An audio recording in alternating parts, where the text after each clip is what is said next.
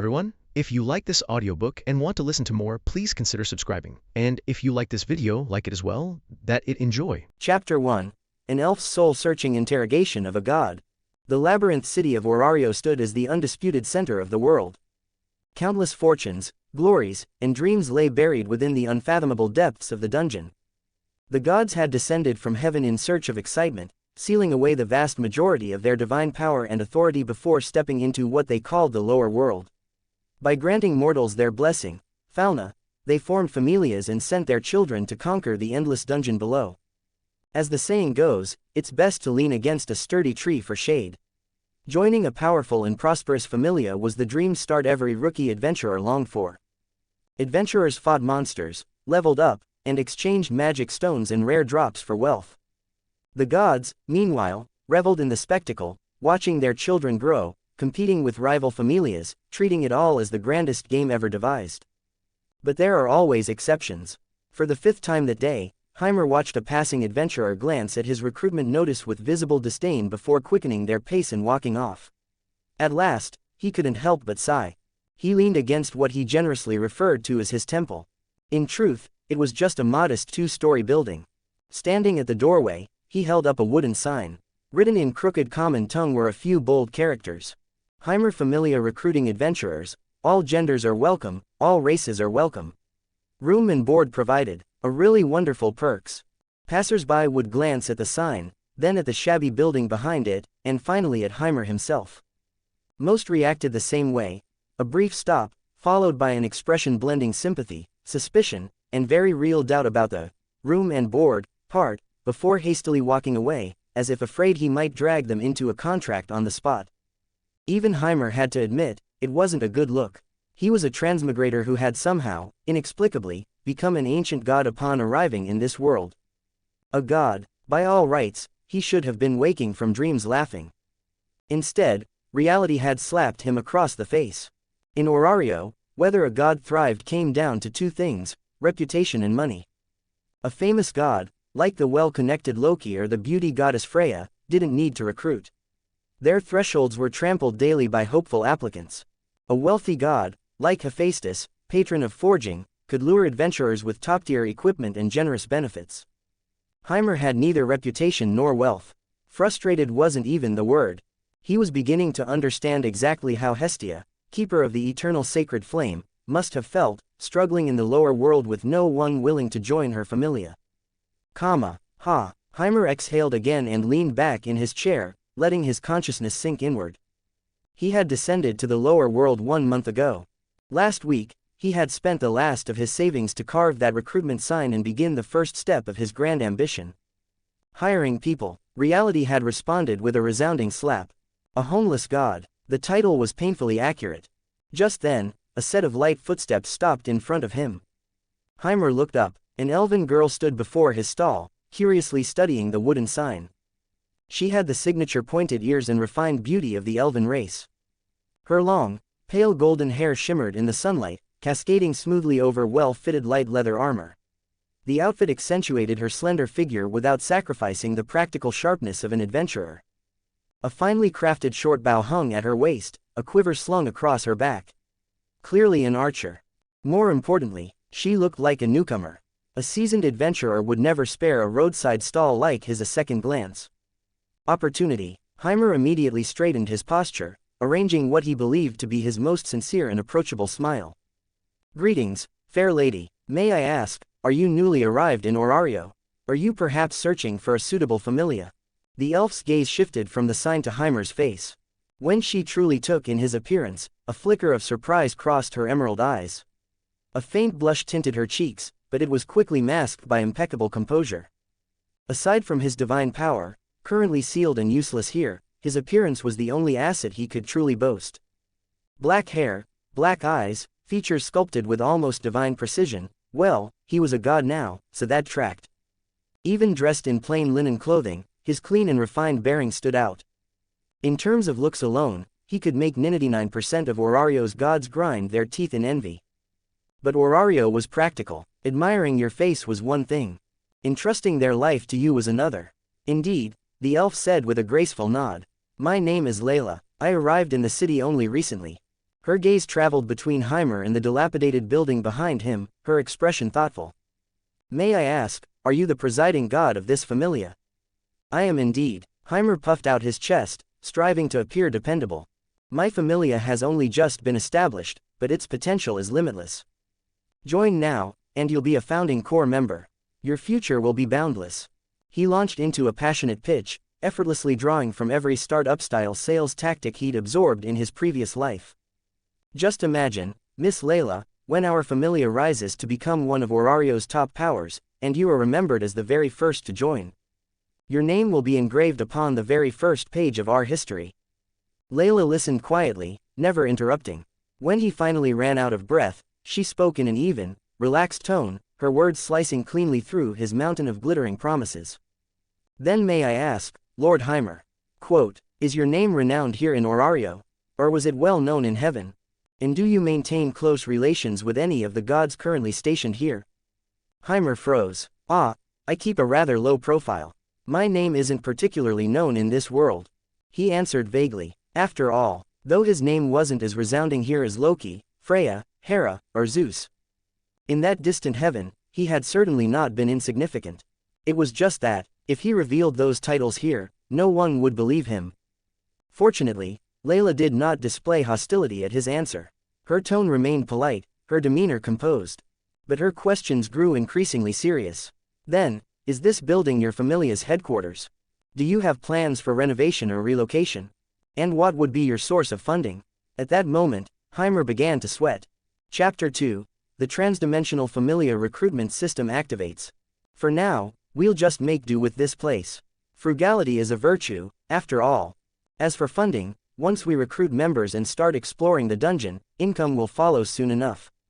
"So, to summarize," Layla said calmly, not giving Heimer any room to spin it further, "your familia currently has 0 members, and 0 starting capital." Heimer's smile froze in place. A single god, no members, funds and no reputation. And even the headquarters is on the verge of collapse. In one neat summary, Layla laid bare the current state of the Heimer familia. She looked at him, her delicate face wearing a polite yet distant smile. It was the kind of expression a noble lady might offer while gently declining a suitor of unsuitable standing. "Lord Heimer, thank you very much for your introduction. Your personal qualities are truly exceptional." She paused deliberately on the words, personal qualities, her gaze flicking briefly over his face. But, there it was, the inevitable word. A familia's strength does not depend solely on its presiding god. Its size, the average level of its members, its reputation within the guild, and its financial stability, these are all factors we elves must consider when choosing where to belong. My family holds a modest standing in our homeland. They expect me to join a familia rated at least rank, with stable logistical support and no fewer than 2 experienced adventurers of level 3 or above to provide guidance. So this is not merely my personal preference. I cannot, in good conscience, face my parents otherwise. I believe you understand. They would think I entrusted myself to the wrong person." She glanced again at the shabby building behind him. "And if I were to join you, would this building be our base? If I were injured, would the familia have sufficient funds to purchase expensive potions? If I needed to update my equipment, would we have our own blacksmith, or at least connections to a master within the Hephaestus familia?" After finishing her questions, Layla stepped back and performed a flawless elven bow. "Thank you for taking the time to speak with me today. However, I must decline your invitation. I sincerely hope you find suitable members soon. Best of luck to you, Lord God." With that, she turned and walked away, her steps light and unhurried, without a trace of regret, as though she had merely inquired about the price of an item at a street stall and found it wholly unappealing. Heimer's hand remained awkwardly raised midair, his smile not yet fully withdrawn. He looked faintly ridiculous, entrusted to the wrong person. Accurate, and painfully so. Damn it, he collapsed back into his chair and raked a hand through his hair. This was already the 3rd time he had mustered the courage to take the initiative. The first 2 targets, a burly dwarf and a beastkin youth, hadn't even listened to 3 full sentences before walking past him as if he were invisible. At least this elven young lady had been willing to speak with him. Even if every sentence had landed like a critical hit. Sure enough, in this ruthlessly practical world, good looks alone were worthless. He gazed out at the bustling street. In the distance, Babel Tower pierced the sky, the only gateway between the surface and the dungeon below. Adventurers formed teams of all sizes, striding toward it with high spirits or emerging from it laden with spoils.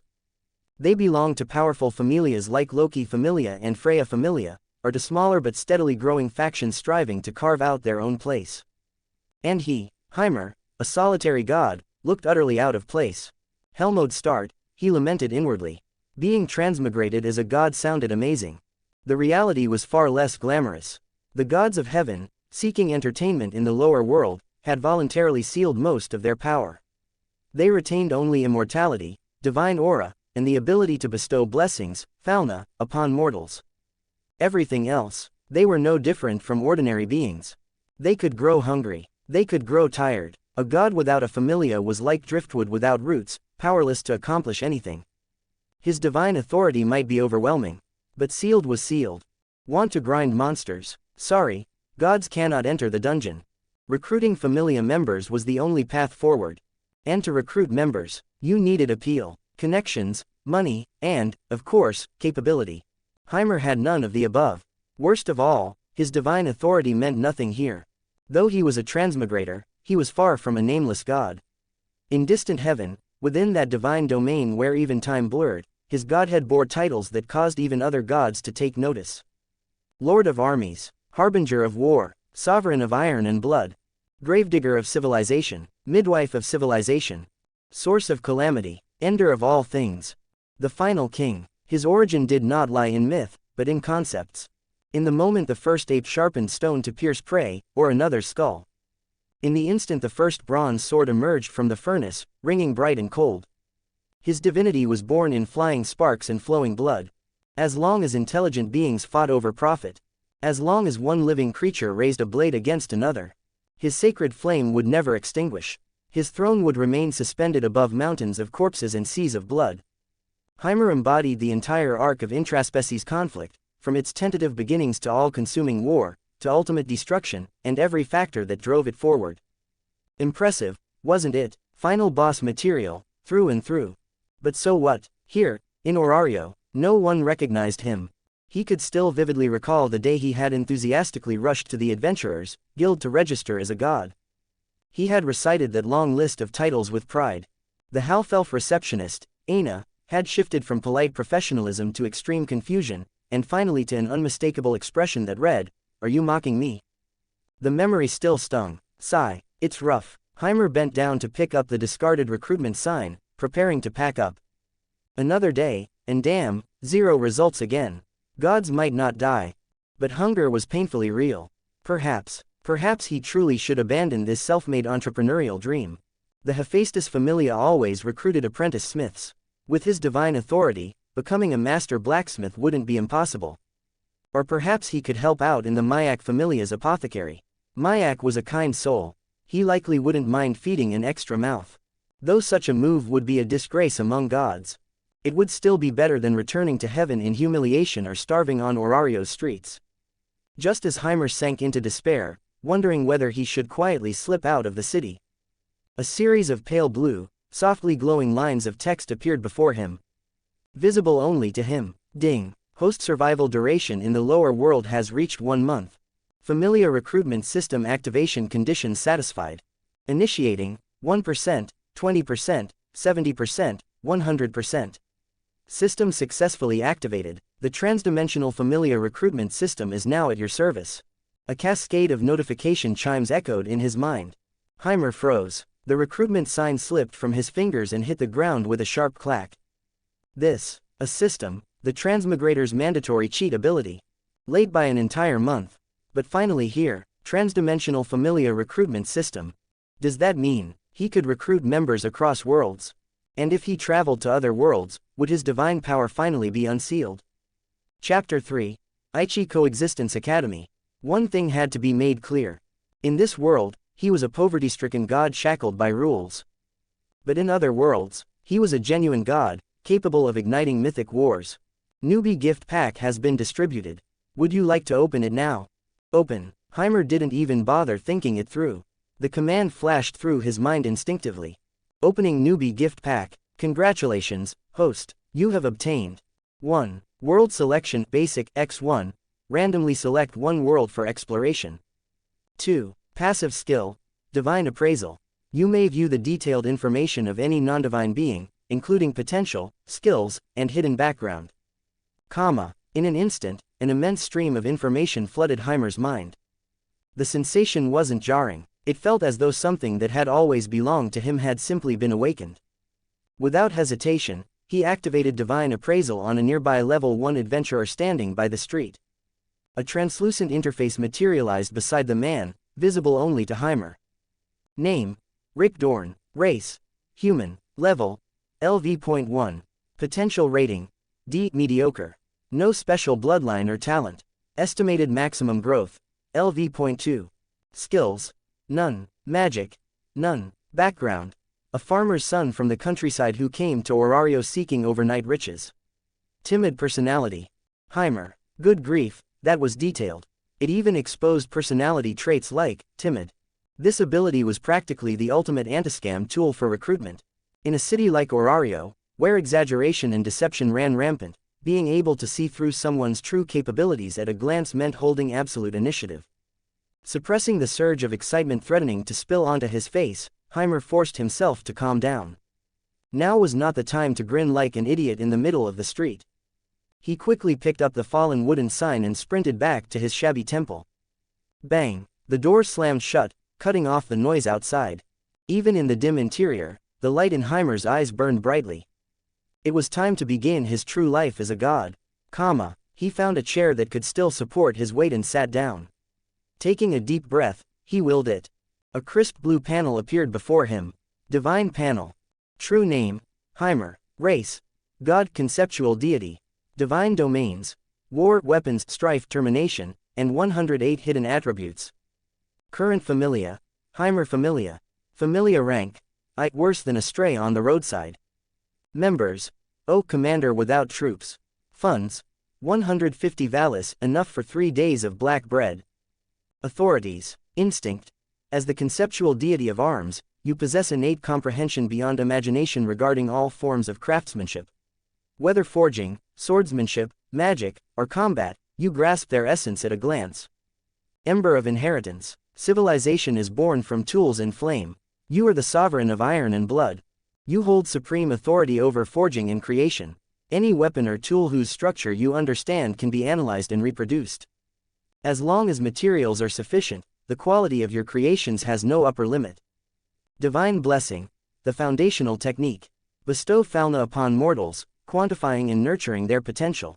Divine power, sealed in lower world. Status: unusable in Orario. Current reserves: 999,999,999 plus, virtually infinite. Transdimensional familia recruitment system functions. World selection. Available. Divine appraisal. Activated. Inventory. World selection, basic, X1. Seeing the line, worse than a stray on the roadside, Heimer's eye twitched. This system had a sharp tongue. Still, it did nothing to dampen his mood. The times had changed. He was about to recruit his first familia member. System: use world selection. He didn't hesitate. Heimer could hardly wait to see which world his first recruit would come from. Command confirmed. Initiating first random world search. World line disturbance detected. Sea of possibilities in flux. As the system processed, Heimer felt ripples spread outward. The sensation pierced through Orario, through the crystalline walls of this world, and plunged him into an endless ocean of light. Each glowing point seemed to represent an entire world. Establishing selection criteria. Condition 1. Presence of high potential candidates. Condition 2. World laws exhibit moderate tolerance toward divine interference. Condition 3. Initial descent location relatively safe. Within the vast ocean, countless light points dimmed and vanished. Like sifting sand through waves. In the end, only a few stubbornly continued to shine. Screening complete. Target locking. Heimer's vision was drawn toward one particular point glowing faintly with cherry blossom light. Target world locked. World IDS 14. Alias: Armed Girls School Authority Game, Armed Girls Machiavellism. Parsing world data. World IDS 14. Current anchor location: Aichi Coexistence Academy. World overview: a prestigious academy with a long history and unique traditions. Formerly an all-girls noble school, it recently began accepting male students under a coeducation initiative. However, in order to suppress unruly boys, the academy grants female students the right to bear arms. Currently, the school is ruled by a group known as the Tenka Five Swords. Special rule: all male students entering the academy must undergo corrective education. They are forced to wear heavy makeup, don female attire, and surrender their masculine dignity in order to survive at the bottom of the school hierarchy. Power system assessment: primarily swordsmanship and martial arts. Certain elite individuals possess superhuman physical abilities, achieving extraordinary feats through specialized breathing techniques or sword skills. Overall combat ceiling: within human limits. Suitable for initial descent.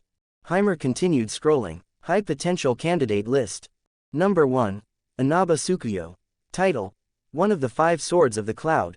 Style: Ganryu Jigansai School. Traits: blind, extraordinary auditory perception, unique constitution. Number 2. Amu Karukiru. Title: The Empress. Style: Yukyu Kabuto, Yuchiryu. Traits: extreme bodily control, hand blades sharp enough to rival steel weapons. As Heimer stared at the softly glowing blue panels. As a transmigrator with memories from his previous life, he recognized these names instantly. In fact, he knew far more about them than the system's brief summaries suggested. A faint smile curved his lips. So it's this world. Chapter 4. The Age of Divine Descent. Heimer leaned back in his chair, fingers tapping lightly against the armrest in a steady rhythm. In this world known as Armed Girls' Machiavellism, if one were to choose potential Familia members, these two stood undeniably at the very top. First, Inaba Tsukuyo. To most people, blindness would seem like a cruel defect, a flaw abandoned by the gods, a fatal weakness that doomed one from ever becoming strong. But in Heimer's eyes, it was precisely the opposite. It was a window the gods had left open for her, a passage to a higher realm. Human senses often interfere with one another. When sight occupies the majority of the brain's processing power, people begin to overlook subtleties: the shift of wind, the tremor of muscle fibers, the suffocating stillness of air a split second before killing intent erupts. As the old saying goes, excess dulls the senses. An excess of light and color obscures the mind's direct perception of truth. Inaba Tsukuyo had lost her sight, yet in that loss, her hearing had evolved to an almost inconceivable degree. She could hear the faintest stirrings across the entire academy. In a place like Orario's dungeon, where terrain was treacherous and visibility often obstructed, such an ability was nothing short of divine. It was a gift forged for survival, and for slaughter. And then there was her sword style, Yakumaru Jigen School. A madman's art, it abandoned defense entirely, devoting itself to ultimate speed and draw techniques. Its defining principle: one strike, certain death. The first blade never doubts, the second blade guarantees defeat. Everything rests upon that initial cut. If the opponent survives the first strike, then once they see through it, the second blow will inevitably fail. A girl who cannot see the world, yet wields the fastest blade within it. From such contradiction, monsters are born. If she were granted divine blessing, that so-called extraordinary hearing might very well ascend into a rare skill akin to Mind's Eye TL, Mob 100. An unquestionable dire prospect. As for the second, Heimer's gaze shifted to the domineering name glowing on the interface.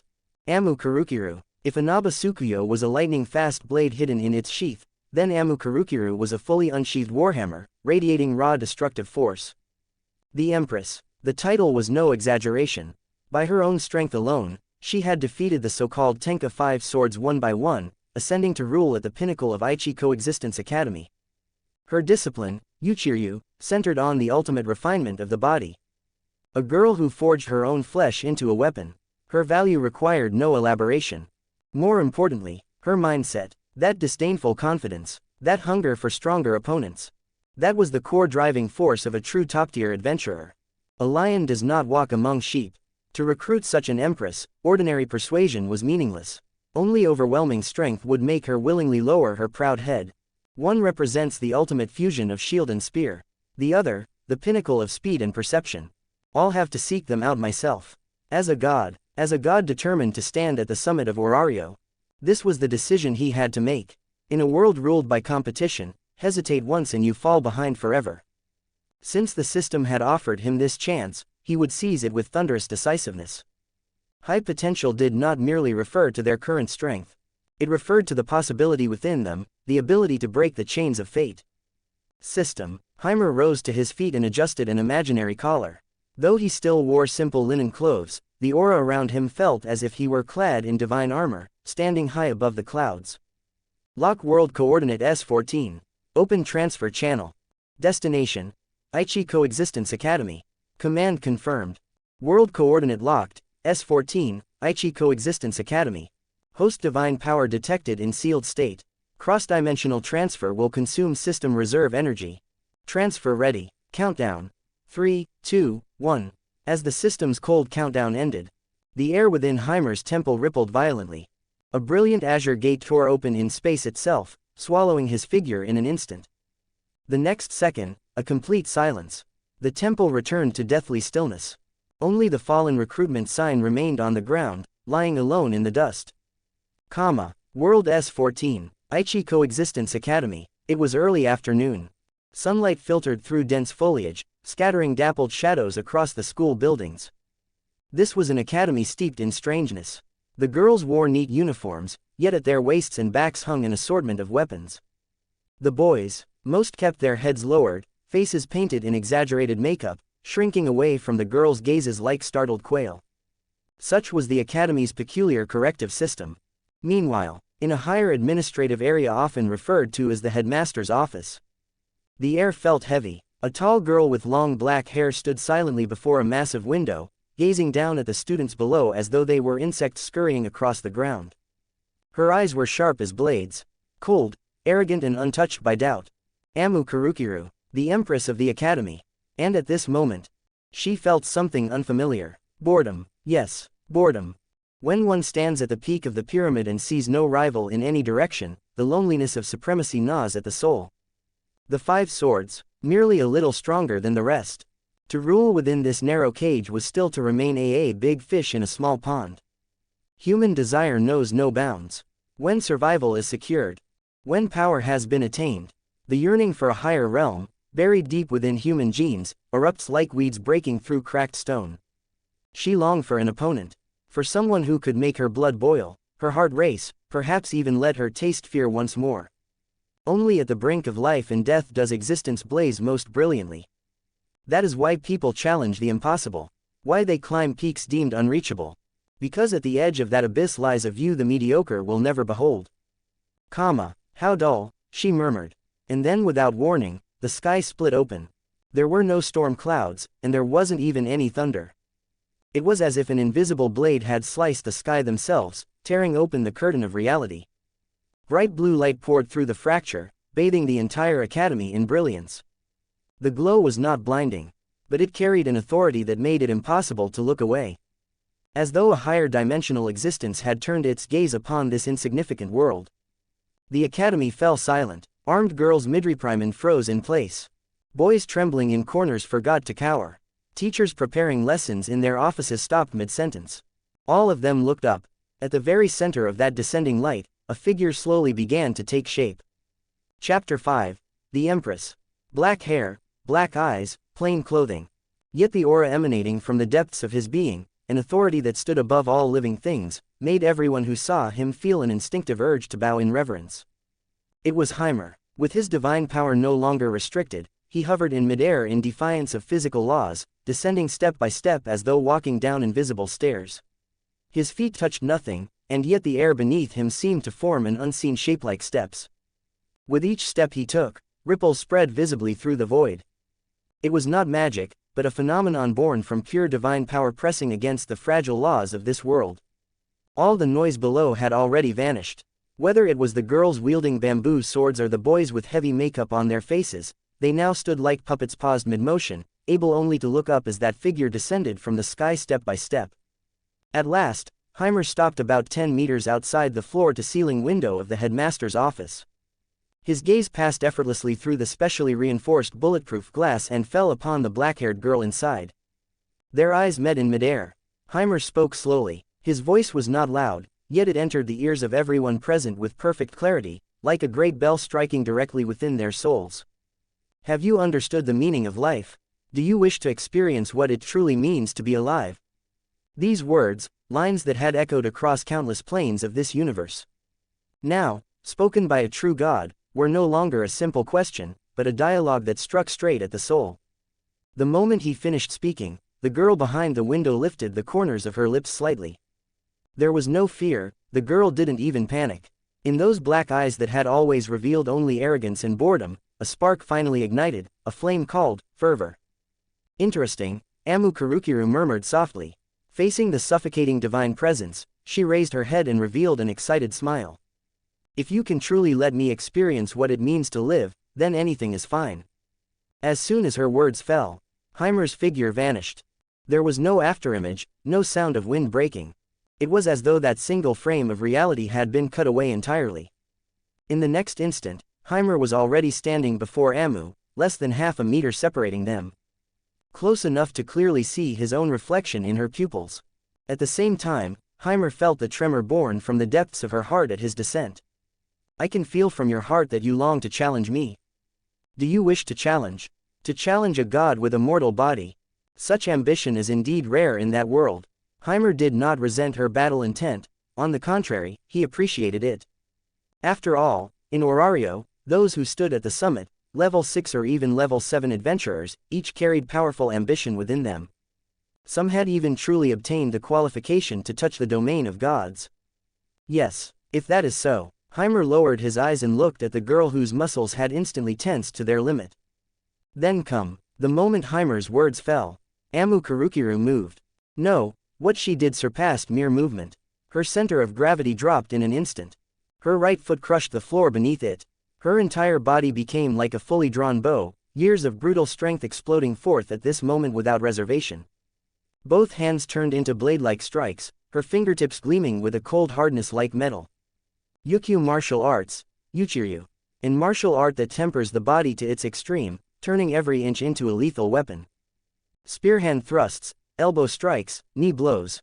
In the instant she assumed her stance, thousands of attack routes, force applications, and muscle rhythms unfolded in Heimer's mind like a hologram, clearly dissected and reassembled.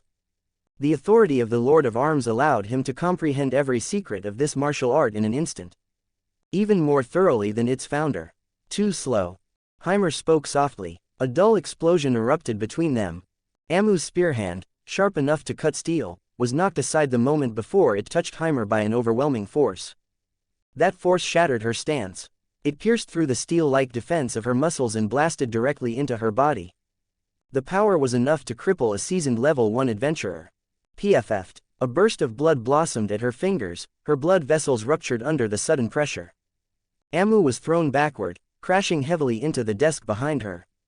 The solid wooden desk shattered instantly. She fell amid the broken wood fragments, clutching her fingers as bright red blood flowed through the gaps and dripped onto the floor. She felt an intense pain. How long had it been since she had felt this sensation after forging her body into steel and reaching the summit? 3 years, 5, ever since those so-called strong opponents had fallen one by one at her feet, her world had consisted of nothing but dull domination. And now, this long-lost pain, as though tearing at her very soul, made her body tremble uncontrollably. From fear? No, it was from extreme excitement. Ha, ha ha ha. Amu swayed as she stood up, looking at the blood covering her hands. The smile on her face grew wider, almost distorted. So this is blood, so this is pain. She lifted her head and stared at Heimer, who remained standing in place, her black eyes filled with fervor.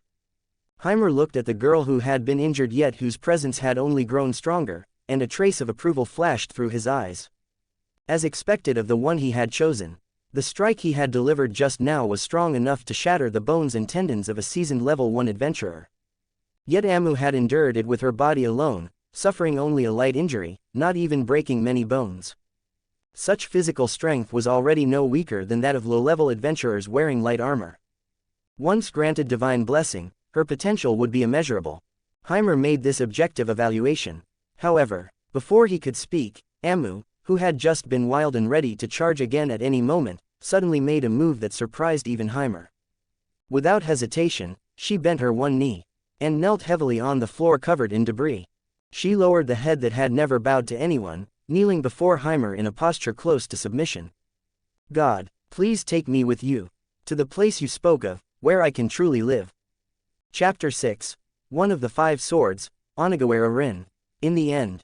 For creatures that revere strength, words are the palest of tools.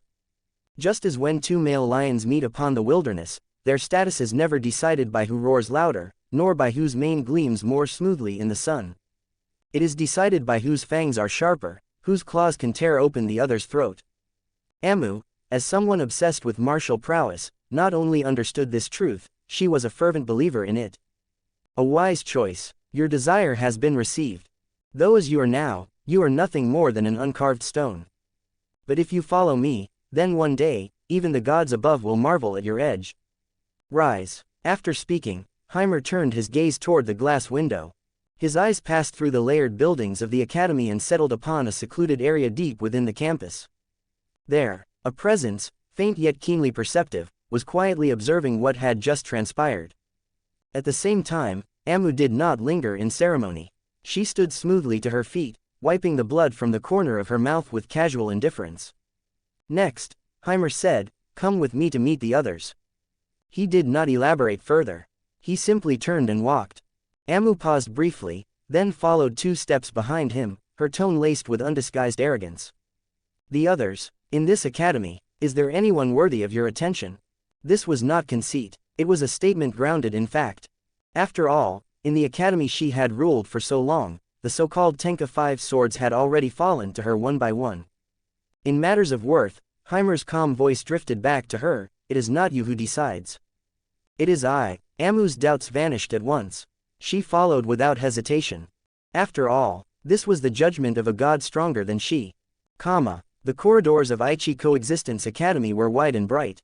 Yet now, what should have been filled with noise and commotion lay in unnatural silence.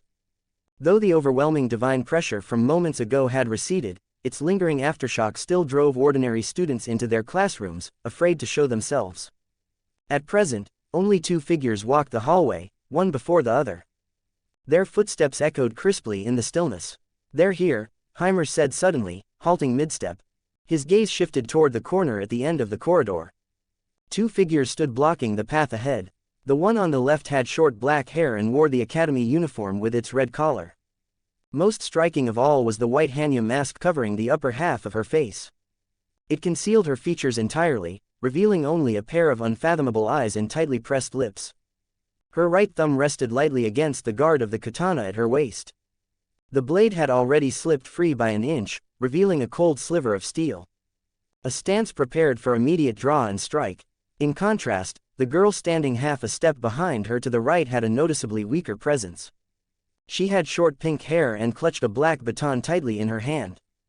Though she too wore the uniform that granted weapon privileges, and bore the badge of rank upon her chest, her shifting gaze and trembling legs betrayed the anxiety she could not hide. Onagawara Rin, one of the core members of the Tenka 5 swords who ruled Aichi Coexistence Academy through armed authority. And beside her, the vice chair among the 5 swords. No Mozuno. Heimer recognized the 2 girls standing before him with a single glance. Halt, you, an unfamiliar man. How did you infiltrate this academy? And, Onagawara Rin's gaze shifted past Heimer and landed upon Amu behind him. Through the hollow eye slits of the mask, her pupils visibly contracted. Amu Karukiru, you're actually walking behind this man. That doesn't suit you. For a moment, Rin felt as though the scene before her were absurd. The empress, who regarded no one but herself and had defeated each of the 5 swords in turn, was now following half a step behind a man. Rin had never seen such a posture, not even when Amu stood before the academy director. What I do is none of your concern. And move aside. I don't have time to play children's games with you. A sharp glint flashed through Amu's narrowed eyes. She had just discovered a new goal called God, and was in a state of fervent exhilaration. To be questioned now by someone she had already defeated once before stirred nothing but irritation within her. Though she was docile as a cat before Heimer, that did not mean she lacked claws before others. The violence she had only just restrained began to stir once more. Children's games, there was an enormous anomaly just now. The entire academy is at the highest level of alert.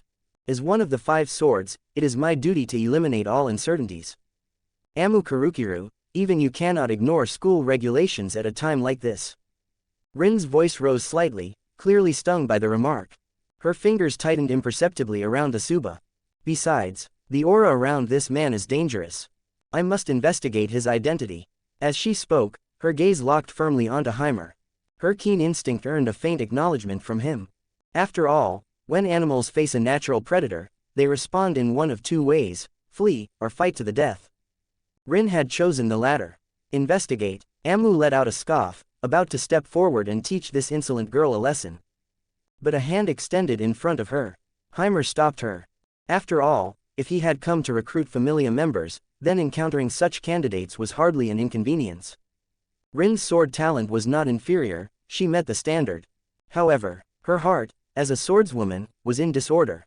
Based on the knowledge Heimer retained from his previous life, the reason she wore the Oni mask was tied to her mother's resentment.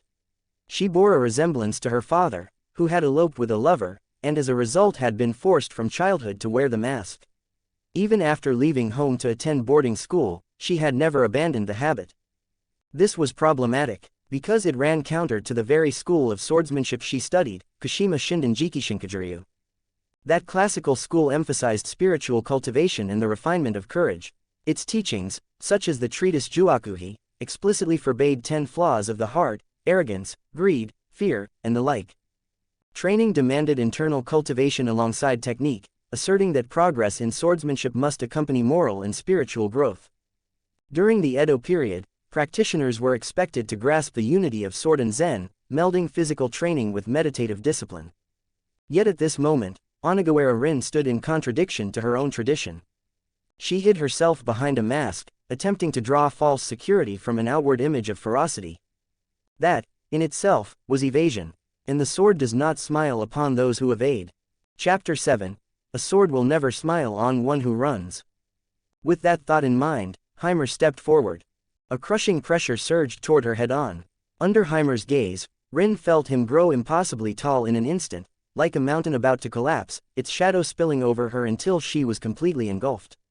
She felt fear. Damn it! Rin yelled out a low shout, trying to drive away the tremor in her heart. Clang! Her long blade left its sheath. There was no flashy probing, no cautious testing. Facing an opponent strong enough to make her heart seize, she opened with a full-force killing move. Decisive. Her combat instinct wasn't bad. Heimer noted it silently. The style she used was Kashima Shinden Jikishinkajiryu. Secret art. Dragon tail return. A whittersing slash. The blade carved a curve through the air, fast, precise, ruthless, enough to cut steel.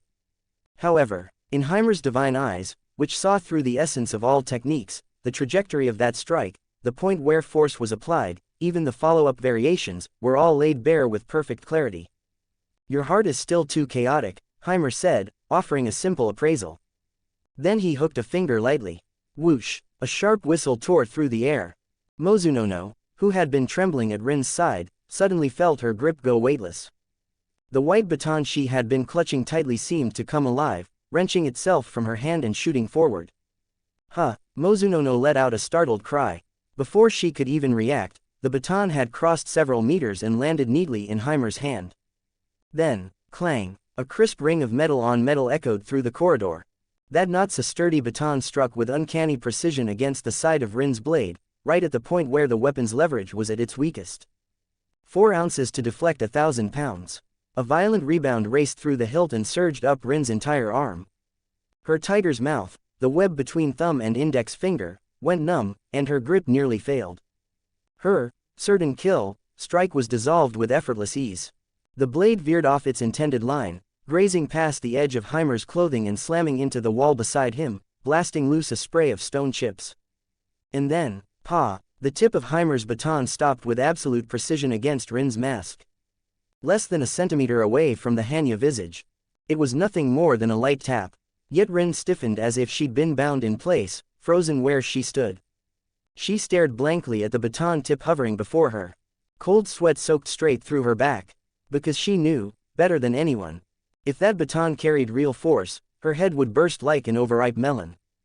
Heimer looked at the rigid girl and spoke slowly. Your sword is bound by your heart. Or rather, it's bound by that mask. Beneath the mask, Rin's pupils tightened. The essence of swordsmanship is purity, Heimer continued. But when you swing your blade, you're filled with disgust toward yourself, and fear of being seen.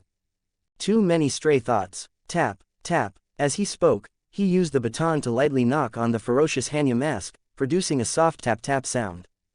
You don't understand. Rin's voice trembled, yet she still tried to cling to her last bit of stubborn pride. This is to cover up your weakness. Heimer cut her off without mercy. Just like an ostrich burying its head in the sand, believing that if it can't see the predator, the danger no longer exists. Just a myth. It never realizes that this self-deceiving sense of safety is poison, poison that strangles growth. Sheltered by darkness, their soul starts to shrivels and their courage also starts to erodes. Until, in the end, the mask is no longer camouflage. It becomes a cage that imprisons the soul, and even turns the tables, becoming part of the person's very truth. Take it off, Heimer said. If you still admit you're a swordsman, then face the thing you fear most. The moment those words fell, the hand holding the sword began to shake violently. Take it off. In front of this man, no, even in front of Amu Karukiru. Let them see that cursed face. The face my mother loathed, the face branded as ominous. She instinctively tried to retreat. That fear, so raw it eclipsed even her fear of death. But Heimer didn't give her the chance to shrink back.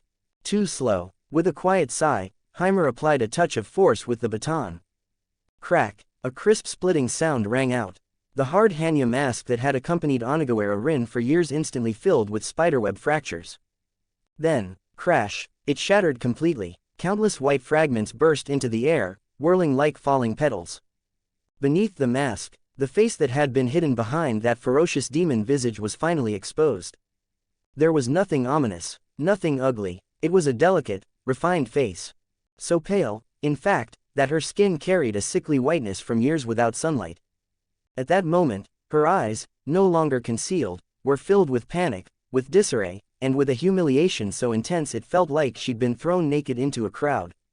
Tears even glittered at the corners, squeezed out by the sudden collapse of everything she'd been clinging to.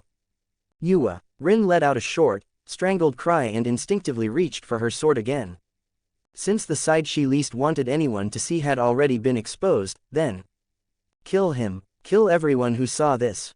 Even as reason screamed warnings, even as her body trembled in fear, that emotion called, shame, surged up and drowned everything else.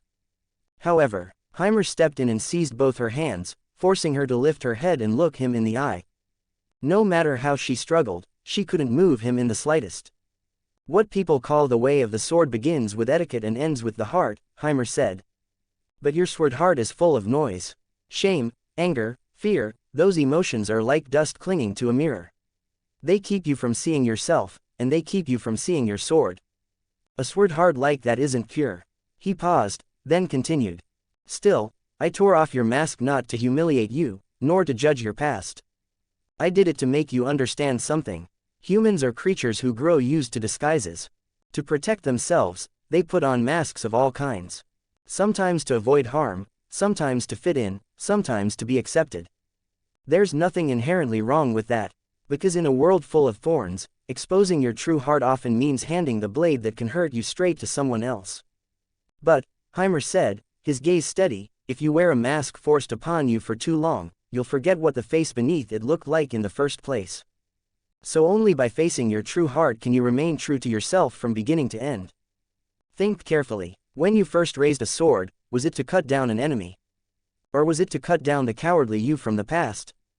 If you figure it out, and you no longer want to be a pitiful wretch bound by what came before, but a swordsman who truly thirsts for strength, then come find me. I can take you to other worlds. In that world, there are horizons far broader than you can imagine, and trials that can temper your dust-covered sword heart. When he finished, Heimer loosened his grip. Onigawara Rin, with nothing left holding her up, collapsed as though her bones had been removed, landing hard on the floor amidst the broken mask fragments. She gasped for air, her unmasked face a tangle of shame, anger, and bewilderment. After that, Heimer didn't spare her another glance. He simply turned his hand palm up, then extended a long finger and tapped lightly at the air. The shattered white mask fragments scattered across the floor seemed to rewind in time. Under the pull of divine power, the pieces lifted, spun, and reassembled. In the space of a single blink, the intact, ferocious Hanya mask floated once more above Heimer's palm. Chapter 8. The strongest of the 5 swords, Inaba Tsukuyo. Make your choice soon. I will not remain in this world forever. You will only have this one chance. As for what your final decision will be, that is yours alone to determine. After saying this, Heimer returned the Hanya mask to Rin and walked past her. Rin remained kneeling on the floor, staring blankly at his gradually receding back. Other worlds, for someone who had lived her entire life within the narrow confines of this academy, occupied daily with correcting male students and maintaining order, that phrase felt impossibly distant. Absurd, even, and yet, hey, before she could fully process the shock, a faint, mocking chuckle cut through her thoughts. Amu walked silently behind Heimer. As she passed Rin, her steps slowed slightly.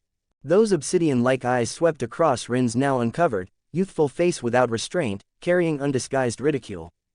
What a crybaby's face! The corner of Amu's lips curved upward as she delivered the cruel remark. Compared to that mask, this tearful face suits you much better. With that, she lost all interest, not sparing Rin another glance. Her long legs carried her forward at a brisk pace as she caught up with Heimer, leaving behind nothing but her proud silhouette. Rin bit her lower lip hard. A crybaby, no. Suddenly, she turned her head sharply, her gaze locking onto the two figures about to disappear around the corner. Her cheeks still burned with humiliation. Her shoulders still trembled from the lingering shock. But her body had already made a choice before her mind could catch up. Fear, of course she was afraid. How could she not be? This was a being who had shattered her mental defenses with nothing more than presence, who could even restore broken objects as if performing a miracle. That fear was instinct, etched into human genes, as natural as an antelope trembling before a lion. But humanity had not risen to the top of the planet merely by learning to shape stones or harness fire. It had done so because of something older than fear, deeper and stronger. Curiosity. When the first ape, trembling, climbed down from the safety of the treetops and set foot upon the grasslands filled with saber-toothed tigers and dire wolves, what drove that step was not only hunger. It was the question, what lies beyond the horizon? That same curiosity kept humanity from curling up in caves on countless cold, black nights. It made them lift their heads to the vast sky. It drove them across raging oceans, over towering mountains, and even toward the domain of gods. Fear can prolong life, but curiosity expands it.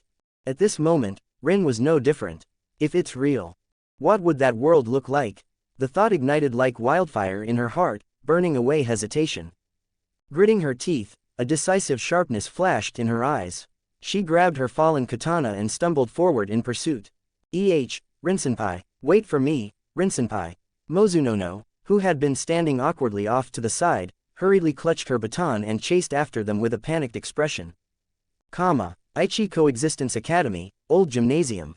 Normally rarely visited, the building was now wrapped in an unusual stillness.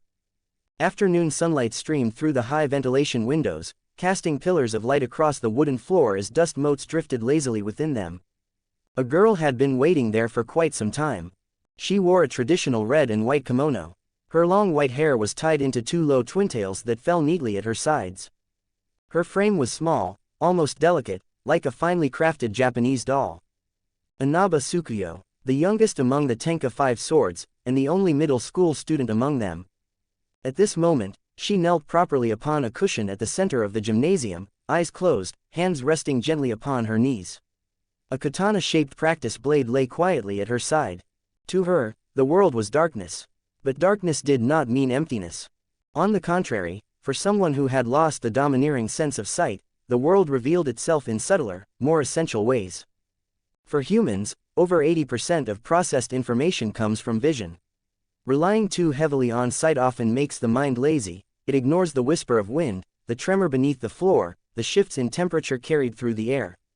When the door of sight closes, the windows of hearing, touch, and smell open wide. Just as creatures of the deep sea or dark caves evolve extraordinary senses to adapt to lightless environments. Bats hunt moths with precision in pitch-black skies. Blind fish navigate violent currents without ever striking rock. Thus, for Tsukuyo, every movement around her formed a three-dimensional construct in her mind, clearer than vision itself. She could hear every sound across the entire academy. This was no magic, it was instinct refined to its peak. And at this moment, all those sounds conveyed a single message. Something extraordinary had arrived. They're here. Tsukuyo tilted her head slightly, the ears hidden beneath her silver white hair trembling faintly. Her pale pink lips parted as she spoke the two soft words. Creak. Almost at the exact instant her voice faded, the heavy doors of the gymnasium slowly opened inward. Light poured into the dim interior. Against the backlight, Heimer's figure stretched long across the floor. Behind him followed the cold-faced Amu, as well as the breathless Rin and Mozunono, whose cheeks were still flushed. Chapter 9. The Formal Invitation. Oh, Heimer stepped over the threshold, his gaze settling on the petite figure kneeling within the column of sunlight. It was obvious from her posture that she had been waiting for quite some time, and a trace of approval flickered through his eyes. So you knew I was coming. He did not waste words. Without preamble, he walked straight toward the center of the gymnasium. Yes, Lord God. Tsukuyo inclined her head slightly and offered a flawless, traditional bow. The title alone was enough to stir reactions. Amu, standing behind Heimer, raised an eyebrow ever so slightly. At the doorway, Rin and Mozunono, who had just caught up, still breathless, froze where they stood. Lord God, they clutched the doorframe, disbelief written plainly across their faces. You know who I am. Heimer paid no attention to the commotion behind him. Instead, he regarded Tsukuyo with quiet interest. No, I do not know your name, my lord. She shook her head gently. But I can hear, yes. She lightly touched her ear. From the moment you descended, the sound of the entire academy changed. The wind no longer flowed. The birds fell silent, even the dust suspended in the air trembled. It was the instinctive submission of all things before an absolute superior. And, I heard you defeat the empress. I heard you take Mozunono's baton and shatter Onigawara Rin's mask. I heard it all, clearly. As she calmly recounted the details of the earlier battle in the teaching building, Amu watched from the side, her expression cool and her brow faintly furrowed. She clearly disapproved of such methods. Yet beneath that disdain, something heavier lingered in her dark eyes. This was the old gymnasium. The straight-line distance to the teaching building was at least several hundred meters. Between them stood walls, trees, and the constant noise of academy life. And yet she had not only heard it, she had reconstructed every moment of the fight with precision, even identifying the weapon's material and the exact point of impact. To have someone hidden in the dark listening to your every move while you knew nothing of them. For someone like Amu, who was accustomed to control, it was deeply unpleasant. That rabbit's ears were as irritatingly sharp as ever. Impressive. Heimer stopped 5 steps away from Tsukuyo and applauded lightly, offering praise without restraint. To reconstruct an entire battle from such distance using hearing alone. Such auditory acuity would be rare even in Orario, a place where monsters run rampant. There was no attempt to conceal his admiration. To a god, a mortal's worth was never singular. Strength, magical power, those were merely crude metrics. This unique way of perceiving the world, this ability to extract crucial information from a sea of noise. Its value far surpassed simple destructive capability. One might even say this talent was tailor-made for the dungeon, a place shrouded in fog, riddled with traps, and rife with sudden danger. You overpraise me, Lord God. Tsukuyo lowered her head, silver-white hair slipped along her cheek, veiling half her face. I lost the light, I survived in darkness. What I possess is nothing more than a small skill honed out of necessity. If such a trivial trick earns your commendation, I am deeply unworthy. She paused, then continued. However, I do have one question. You came all the way to this secluded place. Was it for me? Though her red eyes held no focus, a faint thread of confusion ran through her voice. It was a reasonable doubt. Why would a god of such overwhelming power, one who could even subdue the proud empress, seek out someone like her, a flawed girl who possessed nothing but swordsmanship? Heimer's answer came without hesitation. Yes, I came for you, Miss Inaba Tsukuyo. I require your sword, or more precisely, I require you to become my family. Family, the word lingered in the air. Even though she tried to remain composed, the directness of it struck her squarely. A faint blush spread across her porcelain-like cheeks. No matter how mature she appeared, how detached and refined, she was still, in the end, a teenage girl. To hear such earnest, unvarnished words from a god, words that carried unmistakable sincerity and even a hint of exclusivity. That quiet, youthful shyness inevitably slipped through the cracks of her dignified facade. Family, she repeated it softly. Though embarrassed, she could feel his gaze upon her, warm and unwavering. To someone accustomed to reverence or distance, that kind of gaze was unfamiliar. Since you speak so frankly, Lord God, then I shall not maintain pretense either. Still, there is something I wish to know. You have gone to such lengths to descend into this world. What is the world you speak of truly like? She lifted her head once more. Though she could not see, her unfocused red eyes aligned unerringly with Heimer. It was not only her question. Amu Karukiru, Onagawara Rin, and Mozuno no all listened closely. That world, if you wish to understand it, Heimer began evenly, then first you must understand something. For gods with infinite lifespans, what is the deadliest poison? It is monotony. Unchanging eternity is the greatest toxin. In the heavens, we have existed for billions upon billions of years. Day after day, year after year, as time passed, eternal life began to resemble a suffocating torment. So suffocating that some gods sought amusement in suicide. For us, death is merely a slumber lasting 10,000 years. Others, driven mad by stagnation, began annihilating fellow gods for fleeting entertainment. Though most do not condone such behavior, it proves one thing. The gods of heaven have encountered an enemy they cannot overcome. Silence fell. Gods, bored, driven to madness by eternity. The notion shattered everything they thought they knew. Heimer continued calmly. So we made a decision. To seek the unknown, to fill the void of eternity. We allowed gods to leave the stagnant heavens and descend to the lower world. The world I have spoken of. There, we bind ourselves to rules. We may not use divine power. We must live as mortals. We can even be intoxicated by wine brewed by human hands. And in return, we grant our chosen children a gift, called a blessing.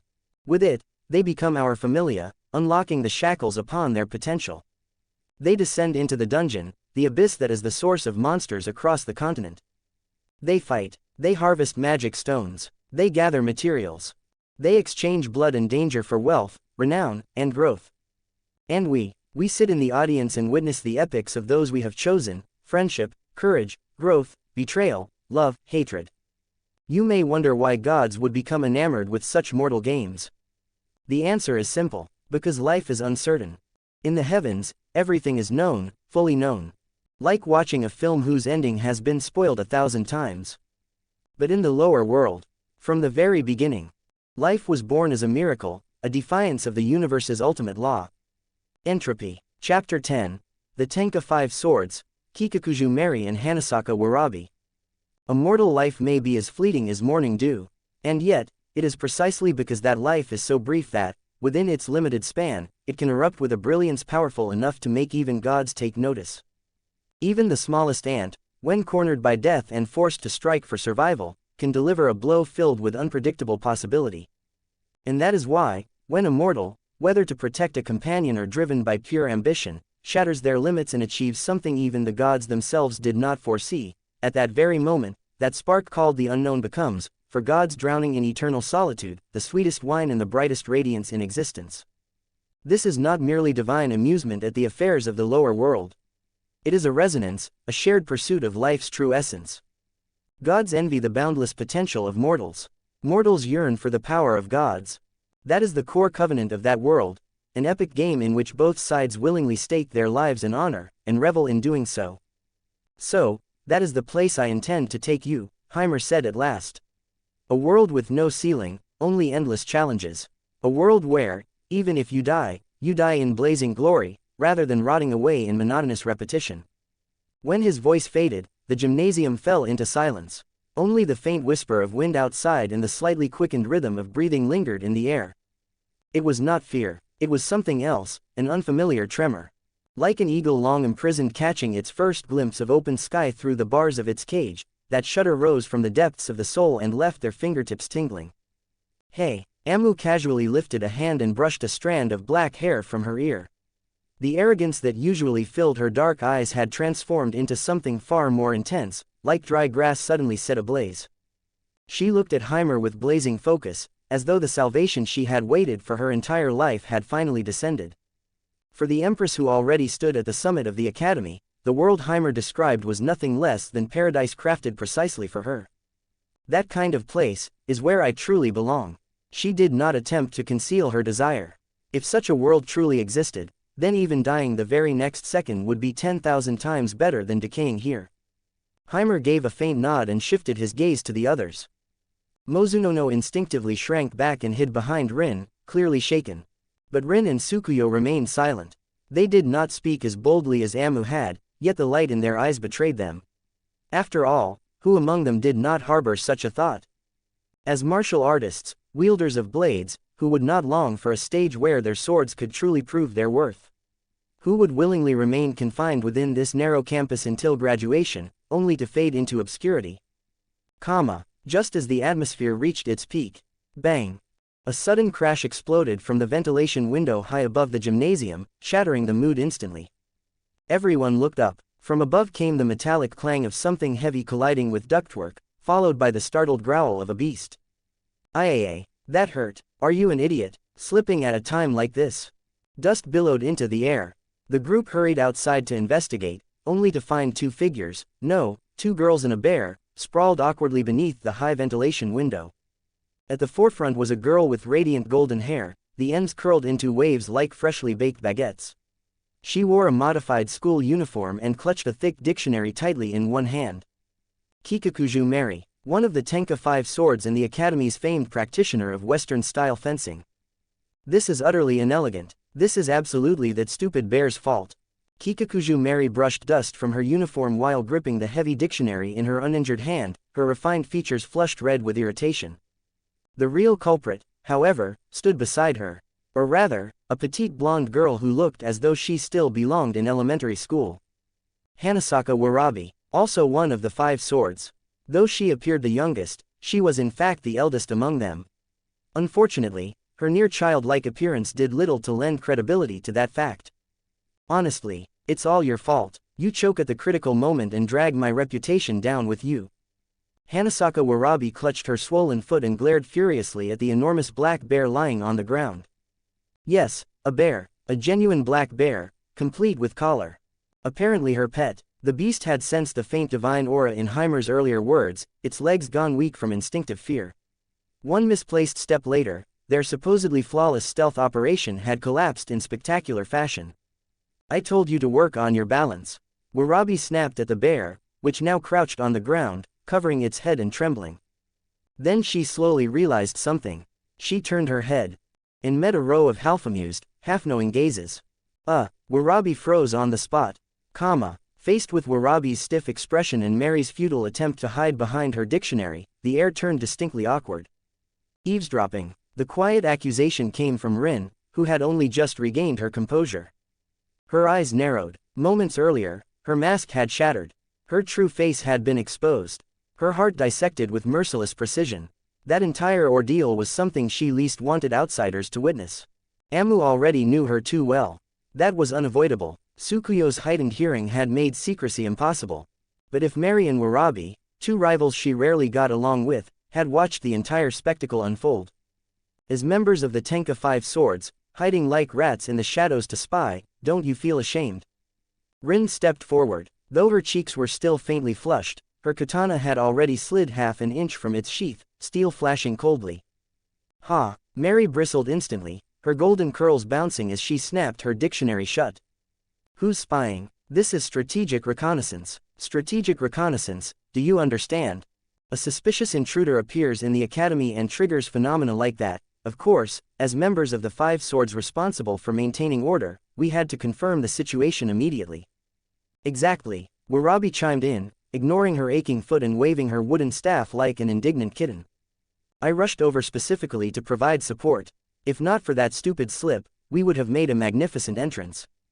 The two spoke in perfect unison, raising their volume in a desperate attempt to compensate for their lack of conviction.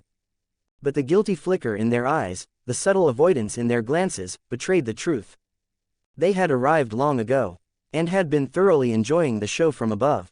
Chapter 11. One of the Five Swords, Tamaba Satori. And you expect me to believe that? Rin did not relax in the slightest just because the other two were trying to joke their way out of it. If anything, she seemed even more tense. After having her mask forcibly torn away and her heart laid bare in public, her nerves were stretched to their limit, like a violin string pulled so tight it might snap at the faintest touch.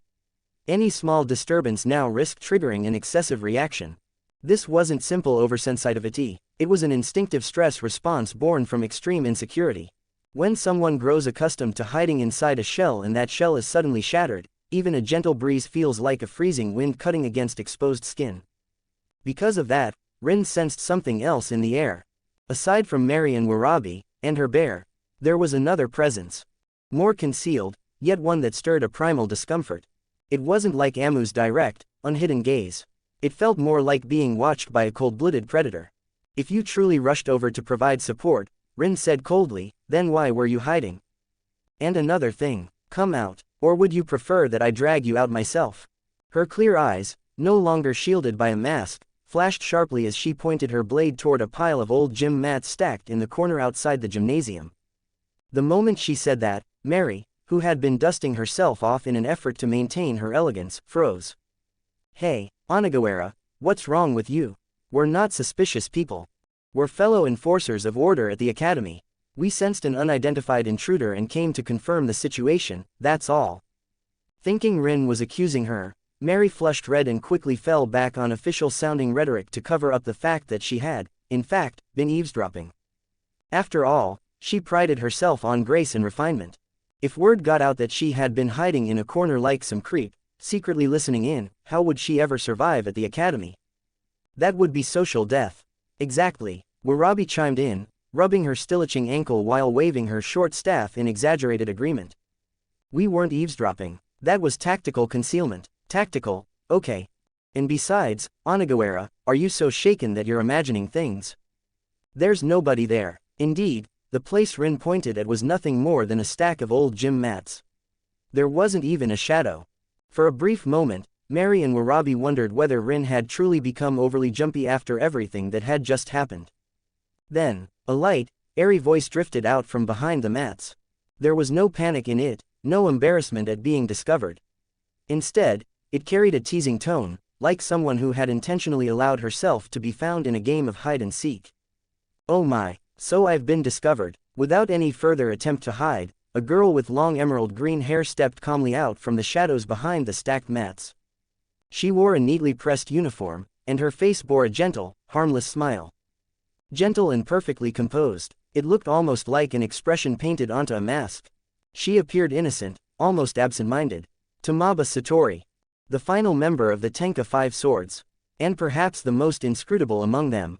Anyone unfamiliar with her would likely mistake her for a naive girl who had simply wandered here by accident. But the moment the others saw her, their bodies tensed almost simultaneously. You were there the whole time. Mary's eyes widened, and the dictionary in her hands nearly slipped. As a skilled fencer, she had not sensed anyone standing there at all.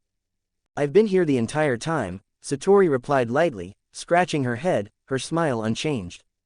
Since you started eavesdropping, since Onagawara's mask shattered, even since the god descended, I've been watching. I thought I'd get to enjoy it a little longer. Onagawara's expression just now was truly fascinating. Her tone was casual, almost cheerful, yet her smile, though warm in shape, carried no warmth beneath it. But I didn't expect your senses to sharpen so much. When you were still wearing that mask, you were as dull as a stone. It seems the god was right. That mask really was restraining you. After saying that, her gaze slipped past everyone else and settled directly on Heimer. She tilted her head slightly, and the curve of her smile deepened. Nice to meet you, god. I'm Satori, Tamaba Satori. What you said earlier was very interesting. So, is that world truly filled with adventures like the ones you described? If it is, then I want to go. Very much. I want to see whether, in a world like that, I might find something, anything, that makes me feel even slightly alive. Her voice remained light, almost playful. With her appearance, the Tenka Five Swords were effectively assembled.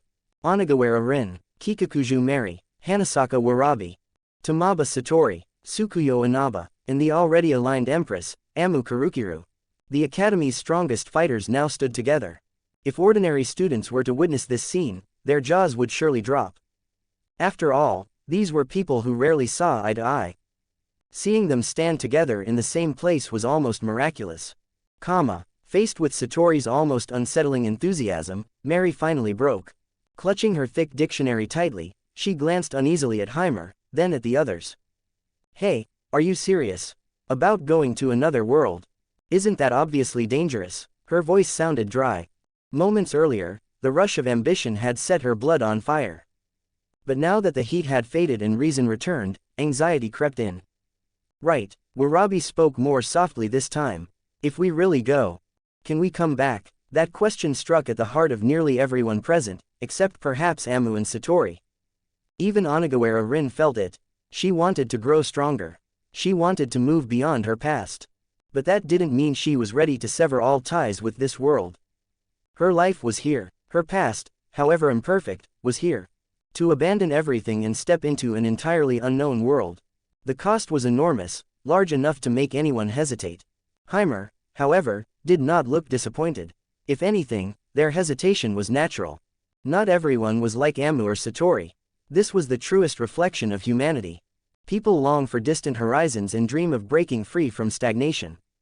But when the door to a new world truly opens and cold wind rushes in, uncertainty about the future and attachment to present comforts turn into heavy chains that hold them back. It is like those who loudly declare they will take a spontaneous journey. Yet when the time comes to resign, cancel the lease, and pack their belongings, most hesitate.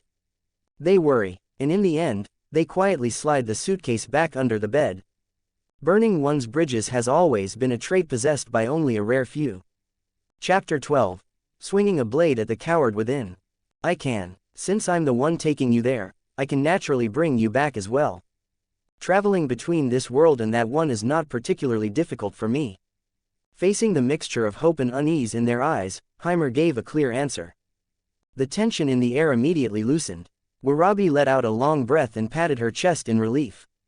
Mary also looked visibly reassured, as if the mere existence of a return ticket had turned this trip to another world into nothing more than an especially thrilling school excursion. However, before that lightness could spread any further, Heimer's next words fell like a bucket of ice water. But, if you intend to go with the mindset of, I'll try it, and if it doesn't work, I'll come back, then I suggest you stay here. Life only unleashes its most astonishing strength when there is no retreat. Even the most timid mouse, cornered by a cat with nowhere left to run, will bare its fangs and fight for that last sliver of survival. That kind of resolve, the kind that burns your bridges, is essential fuel on the path to becoming strong. But the moment life has an escape route, the moment you know there's a warm, comfortable, danger-free bed waiting behind an open door, the will to struggle in desperation begins to crumble. It's like walking a tightrope. If there's no safety net, every step demands absolute focus. Every cell in your body screams to maintain balance. But if there's a thick cushion laid out below, you start thinking, if I fall, it's fine. And then your steps loosen. The tension in your mind slackens. A fight with no way back has never been a tactical choice. It is a psychological state. When someone knows she still has a way out, the force behind her sword will weaken by a fraction. When she dodges a claw, her reaction will be a fraction slower. But in that world, that fraction, that single beat of hesitation, is the line between life and death. The place I'm taking you is not an amusement park. It's not a simulated stage for playing hero. People truly die there. A monster's claws will rip open the throat of any adventurer who underestimates the dungeon. And in that moment, if what's in your mind is, I want to go home, instead of, I need to kill this thing, then you will die. When Heimer finished speaking, the gymnasium fell silent. Even Amu, who had been the most excited, lost the curve of her smile. Her expression turned solemn. She was not afraid of death. But she understood his meaning. This was not merely about dying or surviving. It was about resolve. The kind of mad resolve that severs your past and throws your entire life onto the table as a wager. So, Heimer spread his hands as though delivering a final ultimatum. If you want to come with me, then kill the version of yourself who believes she can come back. Treat this departure as a one-way ticket. If you lack that resolve, then stop here. After saying that, he fell silent and simply waited. In that stillness, it was Amu who moved first. After hearing everything, the fire in her eyes did not diminish. It burned even hotter. What a boring question. This world has long felt like a lifeless tomb to me. And if it's a tomb, why should I cling to it? If I can feel the pain of being alive again, what does it matter if it's one way? Without hesitation, she strode to stand behind Heimer. With someone taking the lead, the second response followed quickly. It was Tsukuyo. She rose slowly from her seat, katana in hand. In that case, Tsukuyo will go as well. My world has always been dark. If everywhere is night, then what difference does it make whether the door behind me closes? If this is the trial the god has prepared for Tsukuyo, then I will walk into it.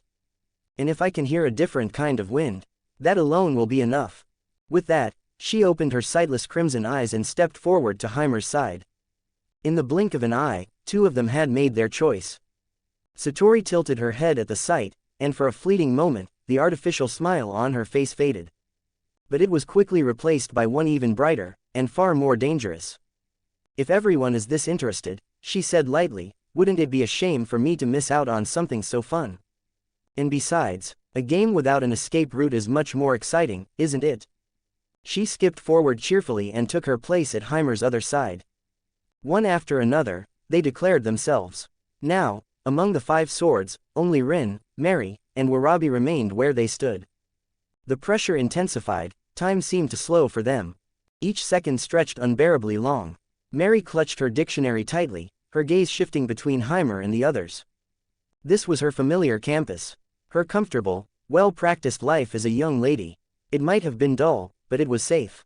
What Heimer described was something entirely different. An unknown dungeon filled with danger. A place where she could truly die. If she took that step, there would be no turning back. She wanted to argue, to protest that this was unreasonable, to ask why it couldn't be both ways. But the words refused to leave her mouth. Because deep down, she knew. Heimer was right, she was exactly the kind of person who would never dare dance on a tightrope if there was no safety net below. Warabi had already sunk to the ground, burying her face in her bear's thick fur as if trying to hide from the weight of the choice. And then there was Rin. Her hand still gripped the hilt of her blade. Without her mask, every emotion on her face was visible. Fear was still there, so was her hesitation. But beneath them, something else was growing. A fierce, suffocating unwillingness to accept this as her fate. Was she really going to let it end like this? Put the broken mask back on. Continue living in her mother's shadow. Continue playing at being one of the 5 swords within this narrow academy. Graduate, Mary, live an ordinary life, if that was truly what she wanted. Then why had she chased after him? Why had she endured humiliation and stubbornly followed him here? Rin took a deep breath. She pushed herself up from the ground. Her legs trembled, her heart pounded wildly. But her eyes remained fixed on Heimer. If there was no retreat, then she would not retreat. She would keep moving forward. She would keep swinging her blade. Even if hell lay ahead, it was better than rotting here. Grinding her teeth, Rin stepped forward, one step at a time, until she stood before Heimer. This was more than a decision. It was a declaration of war against her former, cowardly self. All go. Chapter 13. The Tenka 5 swords, along with the Empress Amu Karukiru, all assembled. HHUH, RRIN, Rinsenpai. Are you serious? That other world sounds insanely dangerous. And you're leaving here too. Mozunono, who'd been shrinking in the back like a piece of scenery, instantly widened her eyes, like she'd just watched the sun rise in the west. Her face was pure disbelief. She was still clutching the baton Shirakawa had returned to her, her fingers whitening from the grip. To her, Rin wasn't just a senior, she was her ideal in swordsmanship. Rin-senpai was always masked, always strict, yet more upright than anyone. How could she suddenly throw away everything the academy represented? I've thought it through, no. Rin didn't turn around, but her voice was unshakably firm. Her back was straight, so straight it felt like she was forcing her spine to stand tall for the rest of her life, all in this single moment. I've made up my mind. I'm going to change. With that, Rin stepped forward and walked decisively to Heimer's side, coming to stand shoulder to shoulder with Tsukuyo. At this point, 3 of the 5 swords were already beside Heimer. The balance tilted instantly, an extreme palpable pressure poured down onto the remaining 2. Mary, and Warabi, who still had her head buried in the black bear's thick belly fur. The air inside the gym seemed to grow viscous. Every gaze, Heimer's calm, abyss-deep look, and the 3 girls' appraising stares, felt like needles pressing into their skin. Mary hugged her heavy dictionary to her chest, nails digging deep into the cover. Go, or stay, this was supposed to be a serious question of life and death. Reason told her that staying here, where she had comfort and status, where she lived as a proper young lady, was the correct choice. After all, who would willingly throw themselves into a fight with monsters that sounded both disgusting and deadly? But in that moment, all her rational calculations were drowned out by a far stronger emotion. Rin chose to go. Onagawara Rin, the one Mary always mocked for that tacky mask, for being rulebound like a fossil, for hesitating when it mattered. That Rin had chosen the thorn-strewn path without hesitation. And her, was she going to curl up here like some timid little quail? If she backed down now, she'd be losing to Rin. And that feeling was 10,000 times worse than death. Seriously, Mary's irritation finally boiled over. She clawed at her golden hair she normally tended with obsessive care, never allowing a single strand out of place. Then, bang, she slammed the thick dictionary, her treasured companion she carried everywhere, hard onto the floor. Fine, I'll go, who's scared of who? I'm sick of staying here all day anyway. If even Rin the coward dares to go, what do I have to be afraid of? As if to prove her resolve, she didn't even bother picking up the dictionary. She strode straight to Heimer's other side, and even deliberately bumped Rin with her shoulder, snorting coldly. Just like that, 4 were in position. Now everyone's eyes fell, at last, on the one still sitting on the floor with her entire head buried in the black bear's thick belly fur. Warabi, the petite girl, small enough to pass for a grade schooler, was acting exactly like an ostrich, trying to use the bear to block out reality.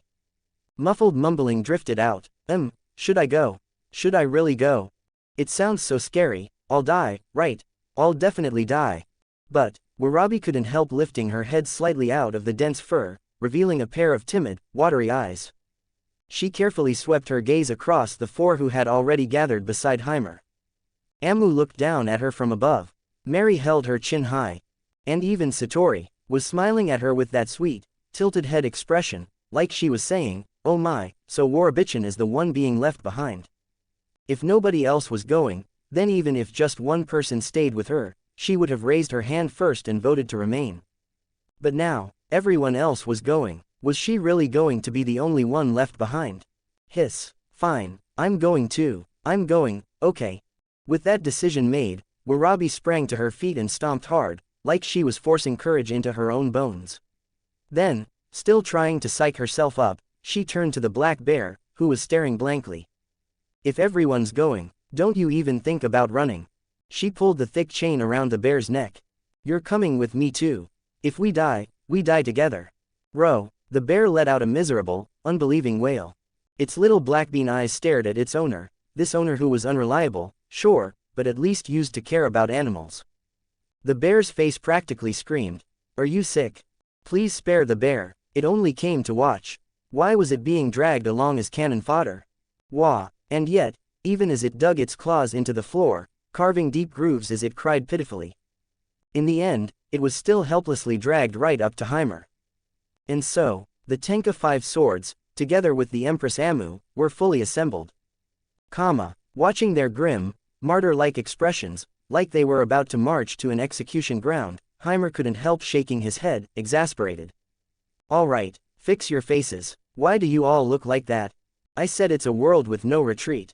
I didn't say I'm tossing you in right now to feed monsters. There's no need to act like we're parting for life and death. And besides, I'm not some unreasonable evil god. Since you've made your resolve and placed your lives in my hands, then, I'll give you a little time. Go settle whatever ties you still have in this world. Say goodbye to friends, pack your bags, eat whatever you want one last time. Anything you want to bring, anything you can't put down, go deal with it. Then come to me unburdened, and we'll leave. Miss the timing, and you're out. The moment he said that, the previously solemn atmosphere collapsed. The girls, who had been wound tight as bows, deflated like punctured balloons, letting out long breaths. Phew. Warabi immediately flopped down on the floor and wiped sweat off her forehead with zero dignity. That scared me to death. I thought we were going to die right away. Mary swayed slightly too, then hurried to pick up her dictionary and hug it back to her chest. Even Rin, who had truly made her decision, let some of that steel resolve ease, replaced by something more complicated. Because when the time comes to truly leave, who can do it without any attachments at all? Over the next few hours, the academy fell into an uproar. After all, news traveled fast. Or rather, these girls were the academy's center of gravity. The moment they made their choice, the girls who always trailed behind them learned everything almost immediately. In the girls' dormitory, a crowd waited, each wearing a different expression. Rin-senpai, Mozunono stood at the very front, gripping the white baton Heimer had returned to her. When she saw Rin step out of her room, the junior who had clung to her like a shadow for so long turned redade, tears pooling and trembling. Are you really leaving? Then who'll teach me swordsmanship? Who'll patrol with me?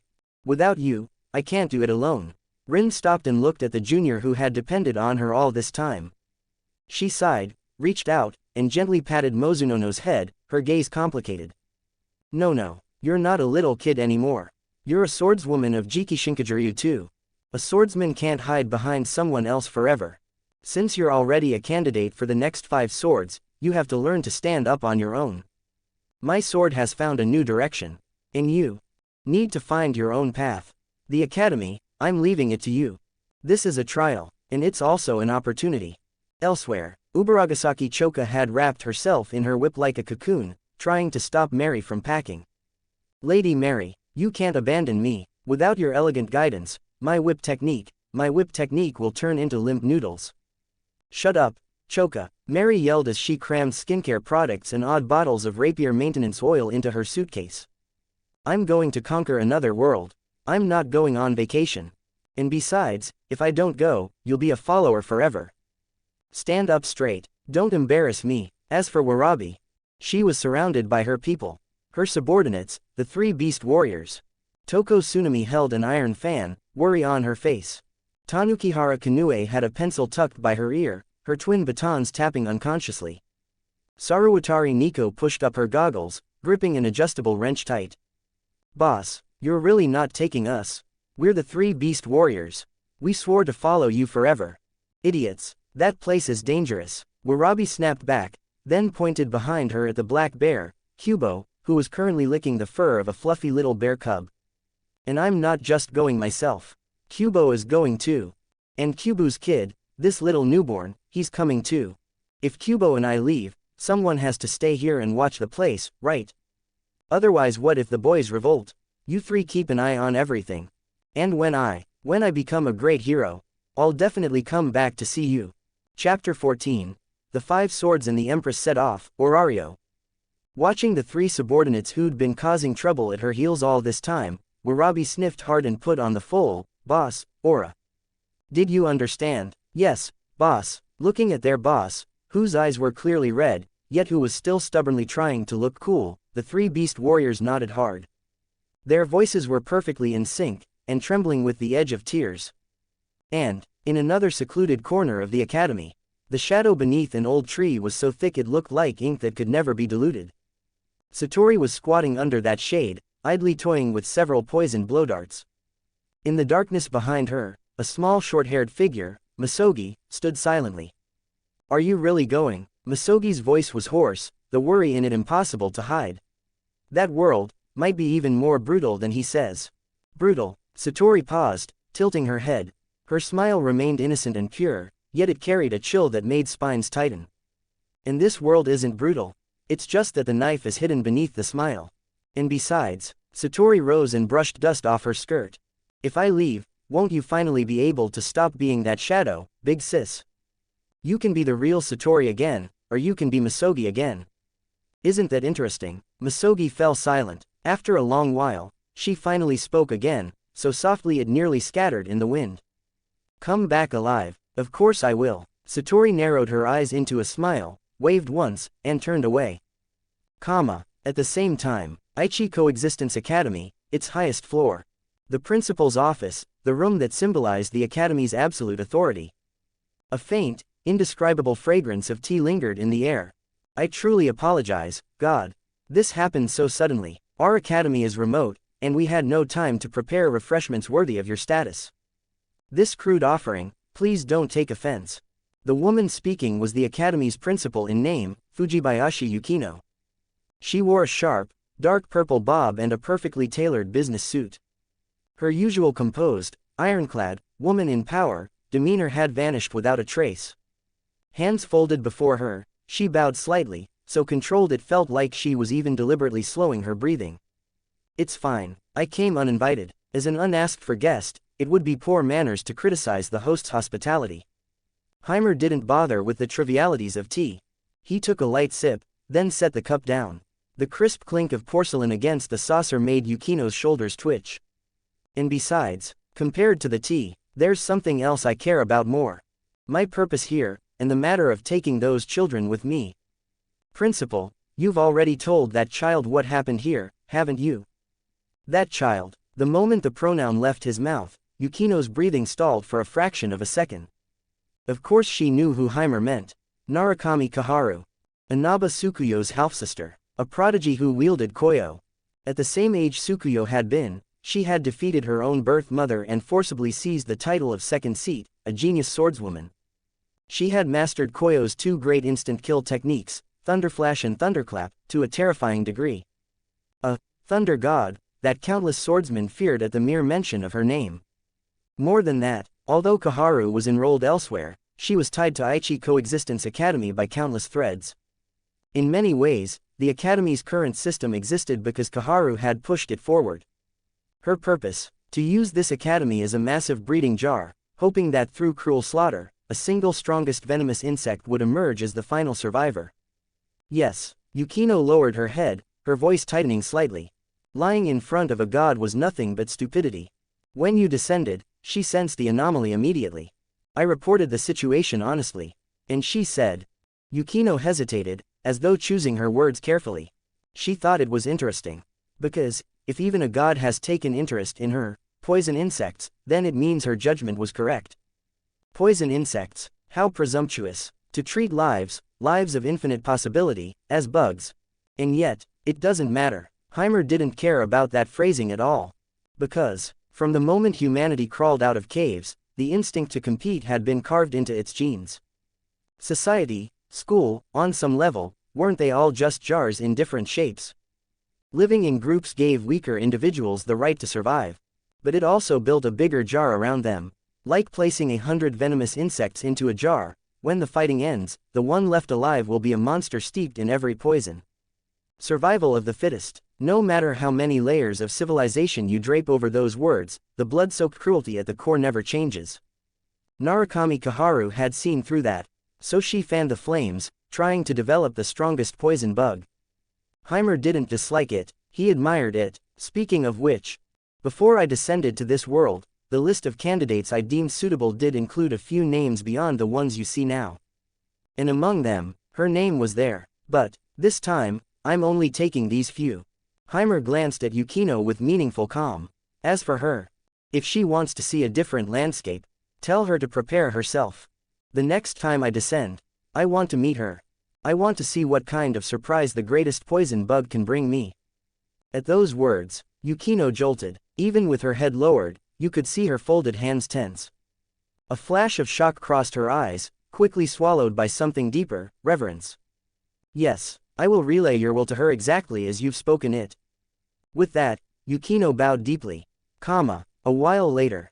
Aichi Coexistence Academy, on the plaza before the main gate. The sun was setting. The wide plaza had been cleared, everyone unnecessary had already been evacuated. Amu stood with her arms crossed, tapping the ground lightly with the tip of her foot. Beside her, Tsukuyo cradled her katana, eyes closed in quiet focus. Rin had packed away her mask, sealed it in a small box, and kept it close. Now she was seriously checking the luggage she brought. And, right now, hurry up, Kubo, stop dragging your feet. Warabi was straining as she hauled a black bear that absolutely refused to budge. The poor thing dug all four paws into the ground, leaving deep gouges as it whimpered like it was begging for rescue. If Warabichin can't pull it, Satori can help, you know. Satori squatted nearby, twirling several blow darts that glinted with cold light as she smiled sweetly. For example, one little needle to put it to sleep. Don't you pretend to be nice. Warabi practically threw herself in front of the bear, glaring at Satori with full suspicion. Don't stab my Kubo with your poison needles. As for Mary, my conditioner, and my tea set. Do I really have to leave them behind? She was staring at a suitcase stuffed to bursting, the zipper refusing to close. Her golden curls had been clawed into a full bird's nest. You're leaving them. Amu cut her a cold glance.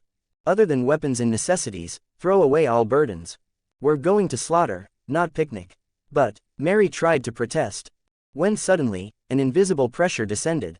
The noisy plaza fell silent in an instant. Everyone instinctively looked up toward the school building. Heimer stood on the steps. He swept his gaze across them. Are you all ready? Are ready. Rin snapped straight first and answered loudly. The others nodded as well. Even Mary, still wrestling with her luggage, gritted her teeth, kicked the suitcase aside, and only grabbed her thick dictionary to hold against her chest. Then let's go. Heimer wasted no words. He raised a hand and lightly tapped the air before him. A deep blue gate of light formed out of nothing. Ripples spun like a profound vortex, radiating an aura that made hearts pound. Step through this door. Beyond it is Orario. And the beginning of your new lives. With that, Heimer walked in first. Amu Karukiru followed immediately, lips lifting into a feverish smile without the slightest hesitation. Inaba Tsukuyo, Onagawara Rin, Tamaba Satori, one by one, they vanished into the gate of light. At the end, Warabi drew a deep breath and tightened her grip on the chain.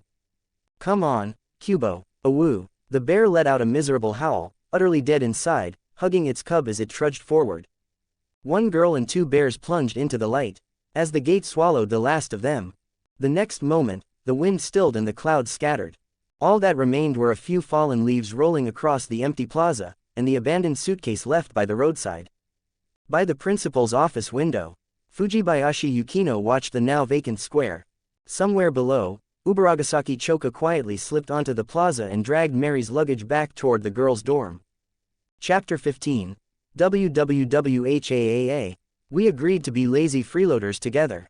And so, Orario, West Main Street, District 7, at the far end of a secluded alley in the old city.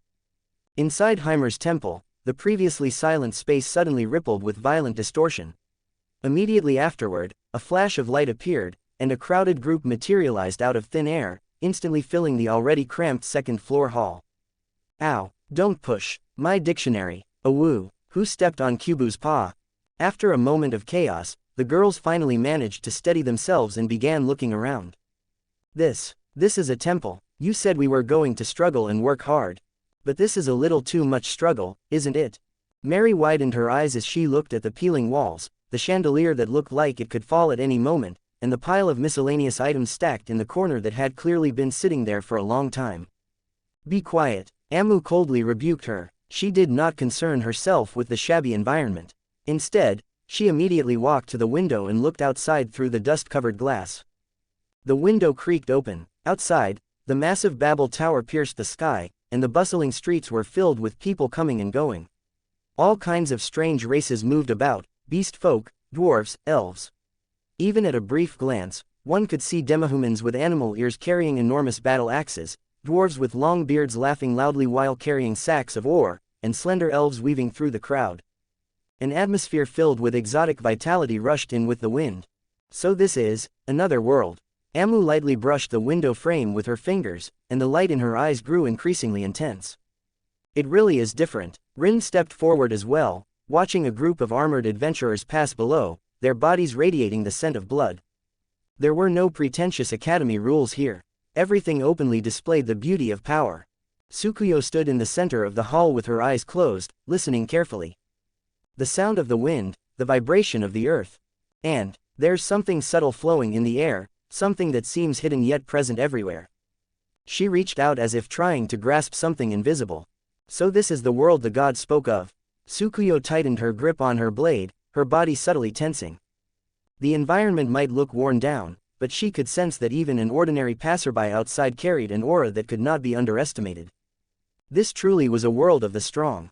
Just as the girls were still immersed in the novelty of this new world. Bang, bang, bang, the slightly warped wooden door of the temple was suddenly knocked on forcefully. The sudden sound instantly put everyone on guard. Amu raised her hand in a ready stance. Rin's hand rested on her sword hilt. Even the large black bear stood up alertly, letting out a low growl. Heimer, are you in there? Open the door. A lively and somewhat noisy girl's voice came from outside. Hephaestus just gave me a couple of fried croquette wraps and told me to hurry over and call you to the Hephaestus Familia for dinner. If you don't come now, we'll be late. Hearing that voice, Heimer helplessly pressed his fingers against his forehead. Hestia, or rather, Orario's well-known, blue ribbon, the poor goddess, the petite goddess. As another deity barely getting by in Orario, she and Heimer were among the few who understood each other's hardships. They often stuck together for support. Before Heimer could tell everyone not to be nervous, the already unstable door was pushed open from the outside with a creak. Seriously, why are you taking so long? She stopped mid-sentence. A twin-tailed girl wearing a short white dress with the signature blue ribbon tied across her chest stepped inside with a slight frown, speaking casually. The next moment, Hestia's voice abruptly cut off. It was as if an invisible hand had grabbed her by the throat. She froze in the act of pushing the door open, one foot inside the threshold and the other still outside. Her large blue eyes stared at the room, because what she saw was, in this dilapidated temple that normally wouldn't even attract a mouse. There was now a room full of people, and not just anyone. A group of strikingly distinctive and intimidatingly beautiful girls. A proud and domineering long black-haired woman. A white-haired girl in a kimono with her eyes closed. A short-haired swordswoman with an upright presence. A blonde with curls holding a dictionary. A petite girl holding a cub that was happily chewing. A green-haired girl smiling in a way that made one uneasy. And a massive black bear, nearly reaching the ceiling, scratching its belly with a simple and honest expression. Hestia fell silent. The air instantly grew quiet. She blinked, then blinked again, as if confirming whether she was still asleep or had fainted from hunger and begun hallucinating. She looked at the girls who were now curiously observing her. Then she looked at Heimer. Finally, Hestia slowly raised her hand and rubbed her eyes. The paper bag in her hand slipped to the floor with a soft thud, and 2 warm fried croquette wraps rolled out. When she opened her eyes again and confirmed this was not an illusion. "Ehhhhhhhh!" A scream loud enough to lift the roof erupted. Hestia stiffly turned her neck, pointed at Amu, then pointed at the bear, and finally stared at Heimer's face. What was going on? Was this still the temple of the Heimer who could barely afford food and spent his days wandering around with her looking for free meals? Where did this entire room of beautiful girls come from? And what were those 2 black bears doing here? At that moment, the overwhelming contrast shattered Hestia's fragile mental defenses. Betrayal. Deep betrayal surged through Hestia's heart. "Ha, Heimer." Her voice rose sharply as she pointed at the entire room, her cheeks visibly puffing up. "Who are they? You actually hid this from me. Hid the fact that you found so many. Wah, we agreed to stay Orario's lazy freeloader gods together. How could you secretly turn things around without me?" To be continued. Thanks for watching.